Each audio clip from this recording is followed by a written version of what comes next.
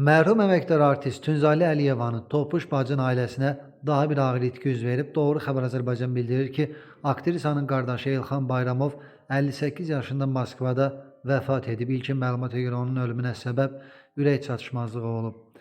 Mərhum dünən Gəncədəki İmamzadə Ziyarətgah kompleksində torpağa tapşırılıb. O həmçinin Gəncə Dövlət Milli Dram Teatrının aktrisası Zülfiyə Əliyeva və Gəncə Dövlət Kukla Teatrının butaforçu rəssamı Təranə Əliyevanın qardaşıdır. Qeyd edək ki, Elxan Bayramov ailəli olub, 3 övladı yadigar qaldı.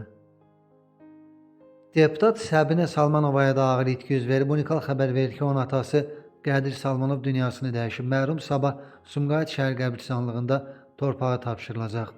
3 mərasim isə iyul ayının 8-də 11:00-da Heydər məscidində keçiriləcək.